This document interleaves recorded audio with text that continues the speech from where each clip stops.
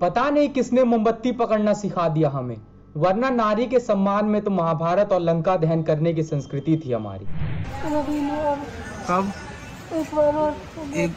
एक बार और रेप करने की कोशिश की थी पहले? अच्छा, इससे पहले रेप करने की कोशिश की थी लेकिन क्या हुआ?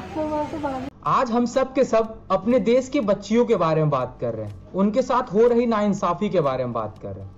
लेकिन एक लड़की के साथ नाइंसाफी तब नहीं होता जब उसके साथ कुछ गलत काम होता है।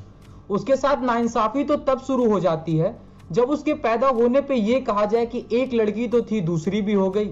उसके साथ नाइंसाफी तब शुरू होती है जब उससे ये कह दिया जाता है कि तुम स्कूल जाकर क्या करोगी, तुम्हें तो दूसरे के घर जाना है, भाई को स्कूल जाने दो। उसके साथ जब पड़ोस का बच्चा पहली बार छेड़छाड़ करता है तो उससे ये कह दिया जाता है कि बेटी किसी से कहना मत वरना बदनामी बड़ी होगी।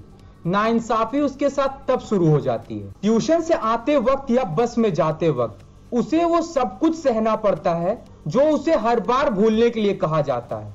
उसके साथ नाइंसाफी तब होती है, अरे बेटी तुम कोई अकेली लड़की नहीं हो, ये हर लड़की को सुनना और सहना पड़ता है। ये बोलते ही नाइंसाफी की शुरुआत हो जाती है। वो कहता है तो तुम नजरें फेर लो, तुम वहां से जाती ही क्यों हो, गलती तुम्हारी होगी, तुमने ही जरूर कुछ किया होगा। जब जब ये कहा जाता है नाइंसाफी तब तब होती है। और उनके साथ कुछ ऐसा हो जाए जो निर्भया के साथ हुआ, हैदराबाद वाली बहन के साथ हुआ या हाथरस वाली बिटिया के साथ हुआ, तो उनके न्याय में होती देरी हमें यह बताती है कि इंसाफ का लेवल कितना नीचे पहुंच चुका है।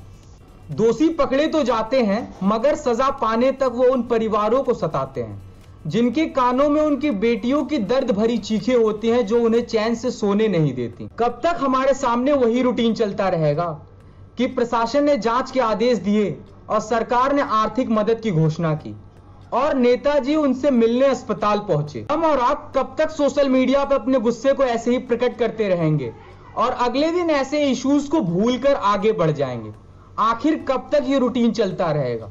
जब ये दरिंदे ये देखते हैं ना कि अदालत में इनके केसेस सालों साल चलते हैं, जैसे कि हैदराबाद में पुलिस ने एनकाउंटर किया तो राजनीति के आड़ में लोगों ने पुलिस पर ही सवाल खड़ा कर दिए और हमारे देश के कुछ भ्रष्ट पुलिस वाले चंद पैसों की वजह से केस दर्ज नहीं करते। वहीं से इन दरिंदों की ताकत बढ़ती है। हाथरस वाली बिटिया अब इस दुनिया में नहीं रही और उसकी ऐसी विदाई किसी से सही नहीं गई।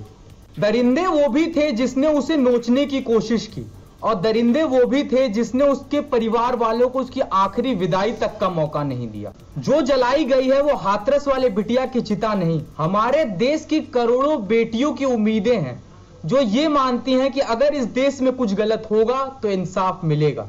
और ये उम्मीद हम भी करते हैं कि जल्द से जल्द दोषियों का हिसाब किया जाएगा, चाहे दोषी सलाखों के पीछे हो या खाकी में।